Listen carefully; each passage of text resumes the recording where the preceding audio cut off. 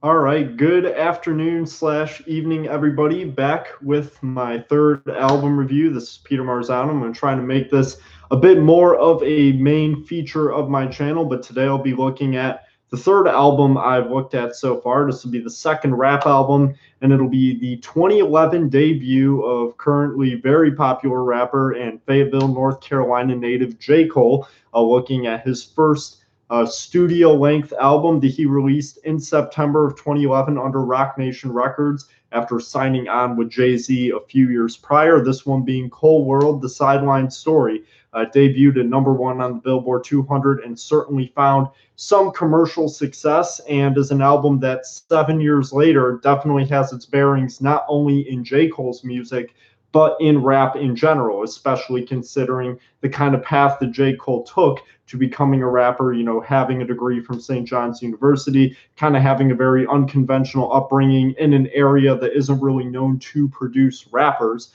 But with that being said, I think you do see a lot of that within this album. And I think, regardless of what many think of it, that makes it very interesting and unique in a lot of those regards. So without further ado, we'll pretty much get started on what I think of this thing and a little bit of a personal backstory. This is not an album that I've been listening to since it came out, but I am quite familiar with it and certainly have listened to it several times within the past 2 or 3 years or so, and have changed my opinion on it a few times as well.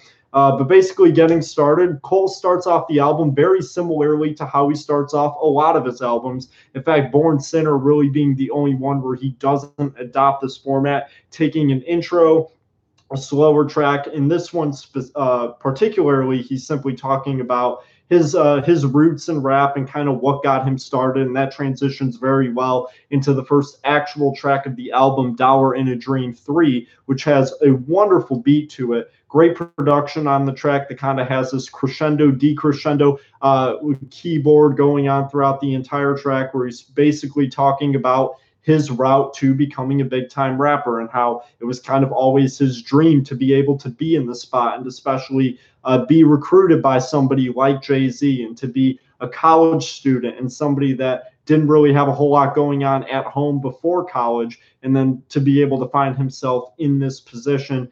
That's kind of the big lyrical subject matter of the song. And while it's not personally one of my favorite tracks on the album, I think it opens it incredibly well and really sets a tone for what Cole's trying to convey throughout the album. One thing I do find that's disappointing about it from that point on is the fact that there isn't really a cohesive concept to the album, which isn't necessarily a bad thing. But the way he opens it, that's almost kind of what you would think the direction of it would be going into. But that's not really how he goes in the album. There are bits and pieces that take on a few themes of lyrical subject matter that he does stick to throughout the album. It's just a bit sporadic in how he organizes it with this. But with that being said, I do think that the track listing overall flows pretty well. And while he's not really trying to paint a cohesive picture, he is giving snippets about his life as a rapper and depicting things that he saw growing up. This goes into the third track, where he talks about something that he loves talking about, perhaps on this album more than on any other album that he's released since, which is his confidence with girls. And that really takes kind of the nature of the next two tracks. Can't Get Enough being one of the radio singles from this album, featuring Trey Songz. And this is actually a track I really enjoyed. It has this tribal sample opening up. I think it's one of the catchier tracks on the album. And of course, the subject matter has to do with his desirability and his relationship with women. But it really displays Cole's confidence. And I think that confidence, along with his technical proficiency that he had displayed on his prior mixtapes, is something that is a big redeeming quality on this album. And I think Can't Get Enough is the first track that really establishes that and establishes his persona as a mainstream rap artist. And this was a J. Cole that was not hellbent on not having features. And I think the features on this album, including this one with Trey Songz, end up working out incredibly well. I think the chorus makes the song very easy to listen to. And overall, I do think it's one of the stronger tracks. And then that transitions very well into the next track, Lights Please, which is a song that he'd actually taken off of his 2009 mixtape, The Warm Up. It was actually the song that had interested Jay-Z into signing J. Cole to Roc Nation Records.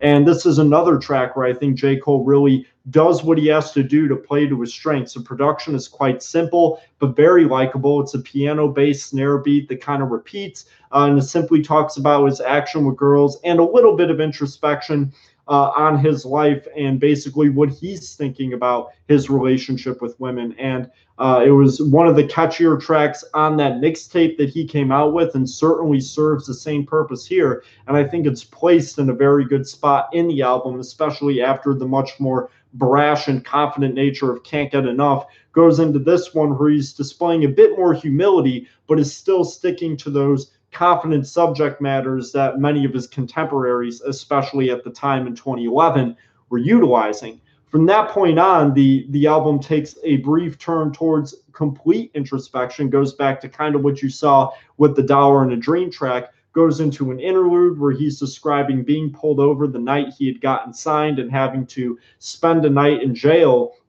for driving dirty, which is all he had described it as. I don't even know if that story is completely true. And there are several points in this album, and I should say throughout Cole's music in general since then. And one of his weaknesses, I think, is that you can't always tell the perspective that he's rapping from. And while that can certainly be a net positive in the fact that he can tell stories that don't necessarily involve him, but with albums that are pretty much centered around him, it becomes something that you want to see more of, and you want to have at least a bit more clarity on if it was something that really happened. Because as far as the story that goes in the interlude, after kind of researching about it, I wasn't able to really find anything that would confirm that that actually happened. And I'm not saying that it had to have happened or not, but for it to be a big part of the album, you do want to see some clarity with it.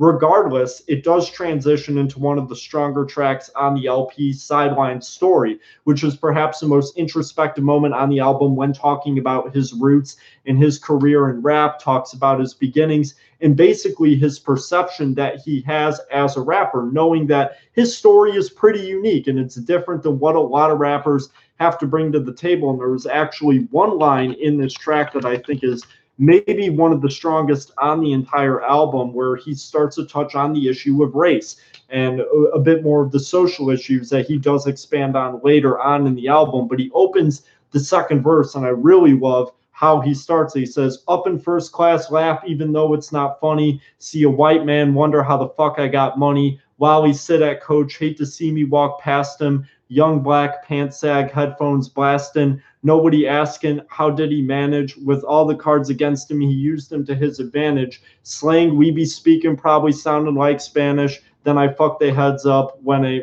show manners."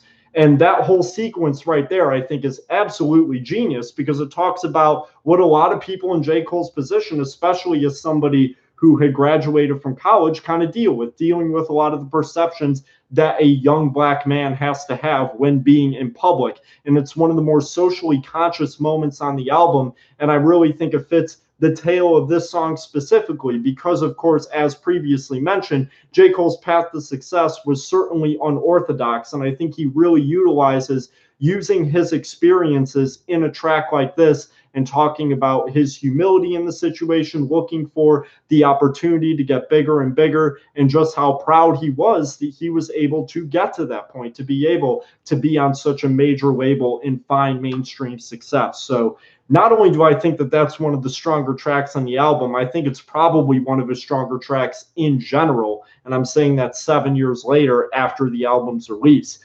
From that point on, it goes into Mr. Nice Watch, the only track on the album to explicitly feature Jay-Z. And this is a track that I think is probably one of the lyrically weaker ones on the album, but he's able to make up for it with very strong and catchy production, which makes the song easy to listen to. But I think in retrospect, you can almost kind of view it as a filler track because it's not really adding anything to the story of the album. And I really don't like the placement of the track in the album, considering that it had just taken this very introspective turn, going from the interlude to Sideline Story, and even the beginning of the album with Lights Please still kind of brought in that humility of J. Cole, and that's a song that just kind of has not a whole lot to do with it. But like I said, the great production does the heavy lifting there. From there, Mr. Nice Watch transitions into Cold World, which is maybe the most high energy track on the entire album, where Cole is sounding the most confident that he sounds on the entire album, talking about how he is about to take over the genre of rap and how mainstream popular he is going to be and is already.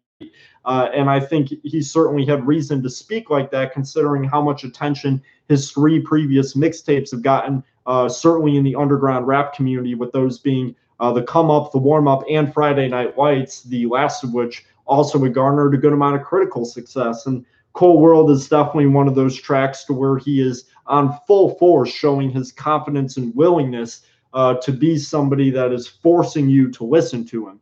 From there, the album slows down a bit, going into In the Morning, which was another track that he featured off of one of his previous mixtapes. This one off of Friday Night Lights, and it's featuring Drake.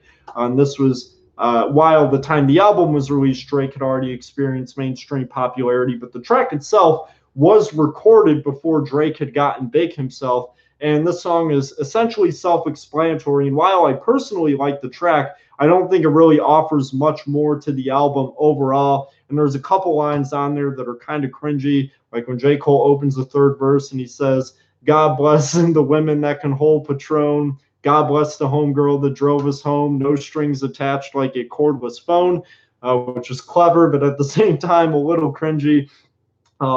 So I don't really have that strong of an opinion on the track, outside of the fact that while I personally enjoy it, I think in the grand scheme of the album, you could tell that it's a mixtape track, whereas with Lights Please, it certainly fits the theme of the album a bit more.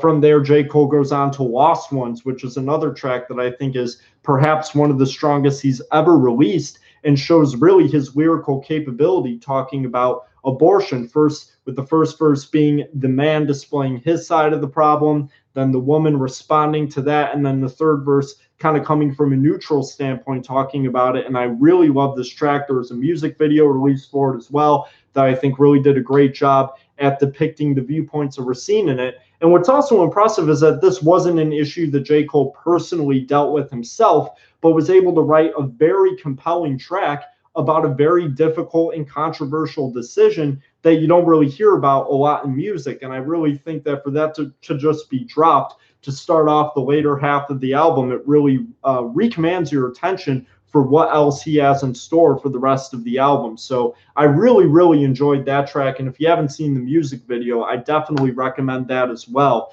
And the 3 different viewpoints about him being able to rap about something that wasn't exactly a personal story certainly shows his lyrical growth that he had beyond what he had to offer in the mixtapes.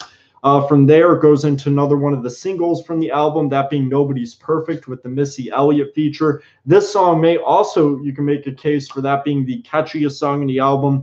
Extremely catchy, I think. I think the chorus by Missy Elliott is great.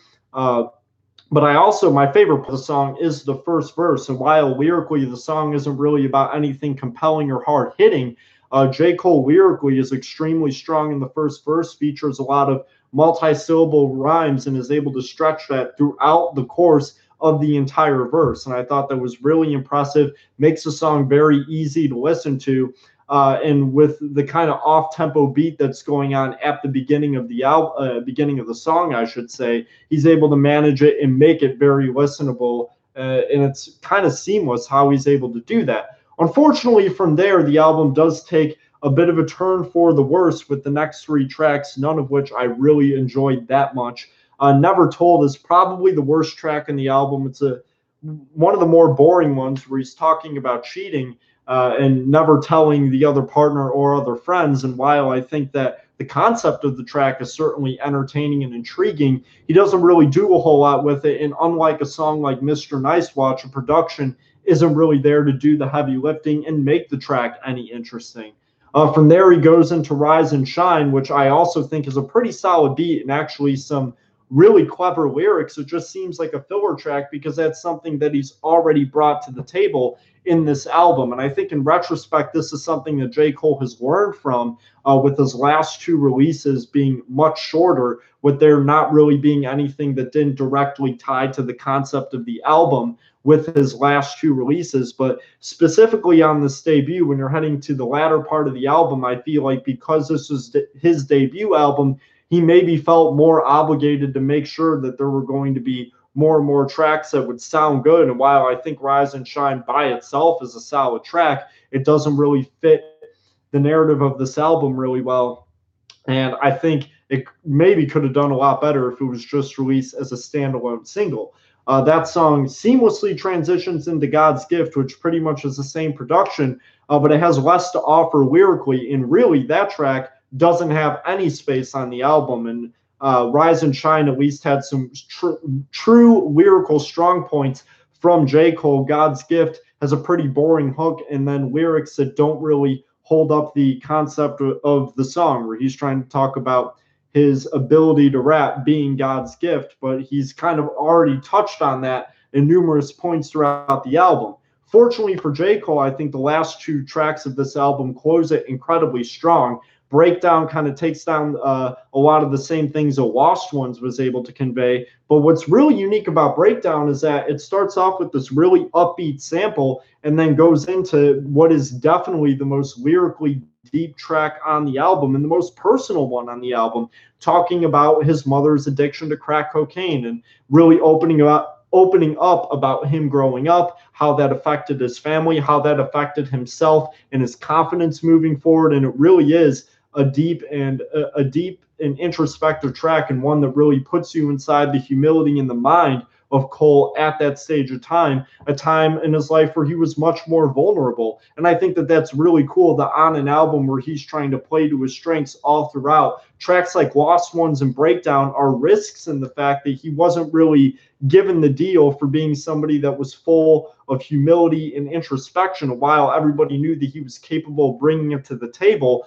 those two tracks specifically, Lost Ones and Breakdown, bring it on a whole nother level to where you're forced to listen about these very personal and difficult things to listen to. And I think he's able to pull it off incredibly well. And I think for that reason, those two tracks are probably the strongest on the entire album. And then he's able to close it with Workout, which was the most commercially successful song on the album. I absolutely love the sample where it takes the end snippet of the new workout plan by Kanye West, ends up looping it over and over again, and ends up making an incredibly catchy song. And once again, lyrically, I don't think it has to have that much to offer for it to be an enjoyable track. I think the production is absolutely incredible. He adds the Paula Abdul interpolation at the end. It was his first big hit, and I really, really enjoy the track, even though I think lyrically it doesn't really do a whole lot. I think how J. Cole established himself on this album is that it was going to kind of be a mixture, showing his ability to talk about things that didn't involve him, but that he had seen, personal things that did involve him that he wanted to talk about at length, his confidence, but also about making tracks that were just simply easy and fun to listen to. And you put a few of those on there, and I don't think that any of them had shortcomings that were noticeable enough to take away from what the goal of the track was. So for that reason, I really enjoyed tracks like that in the album, like Workout, like Can't Get Enough, like Nobody's Perfect. I think he did a great job of finding that perfect blend to make something easy to listen to without having the hard-hitting lyrics, but at the same time not feeling like you're missing all that much.